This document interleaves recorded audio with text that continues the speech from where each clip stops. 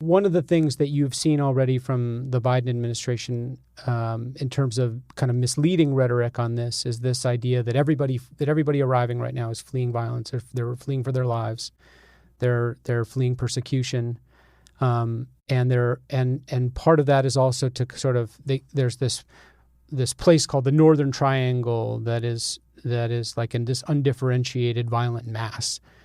And having worked many years as a Latin American correspondent and spent a significant amount of time in these countries, the reality is infinitely more complex. And as we've seen in a lot of the recent interviews with migrants arriving now, there are a lot of people who are a lot of Guatemalans are leaving rural areas of Guatemala where there's been devastating hurricanes, where there's crop failure compounded over many years, where there's acute sensitivity to climate change, where a subsistence agriculture model is absolutely failing. And a lot of people are trying to reunite with husbands, wives, kids already in the United States. Family migration is a huge driving factor for this. And so at the same time, there are, places like urban San Pedro Sula in Honduras, where the gangs are extremely powerful and people have specific threats, or they've got murdered, loved ones. And they're in a very difficult situation where they are potentially facing imminent harm.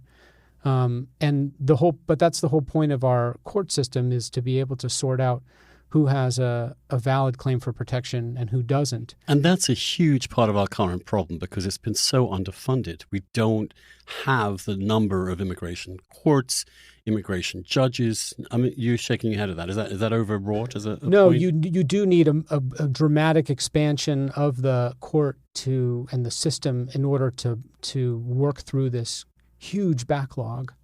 But during the Trump administration, they were adding, record numbers of immigration judges. It's not something you can easily scale up. I mean, No, where do you go out and get 2,000 immigration judges, right?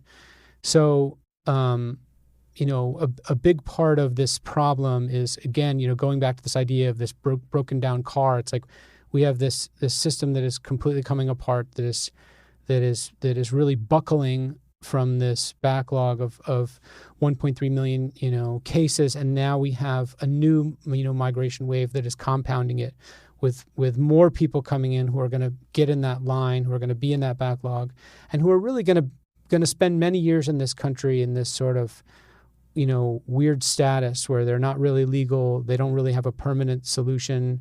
They're not really empowered to embrace and fully embrace. They have a tenuous place here. They're easily exploited, obviously. They're easily exploited, taken advantage of. So it's not a functional or sustainable system. And it's psychologically awful to not know where you're going to be living in 5 years' time, or even have some basic security about where you live and how you'll be able to live there for the rest of your life. It's incredibly unfair. It seems to me, in many ways, cruel to let lots of people in and leave them in this limbo, in this awful limbo of insecurity and exploitability, rather than just saying, like, no, you can't come in. We're enforcing this, and then we'll have a smaller number of asylum cases we can come in, and we'll determine who comes in and out of our country depending upon our own national interests. I mean, again, I come at this from a sort of, and this is what I think the Democrats don't get, if you'll forgive me for talking about them that way, but I basically think, well, you have a nation state and it has borders, and there's nothing immoral about policing those borders. There is nothing immoral about saying we don't want any more, or we're okay with where we are, or we want to reduce our levels of illegal and legal immigration. Those are practical questions that you can have. But the notion that we can't even make that decision because the system is so broken, the border is so porous, that all of this is sort of abstract in a way. And meanwhile, what is it, this year? I mean, if 170,000 people show up in March, how many this year are going to enter the United States? So 1 million, a million and a half, 2 million? So DHS Secretary Mayorkas has already said publicly that they're anticipating the largest migration wave in more than 20 years.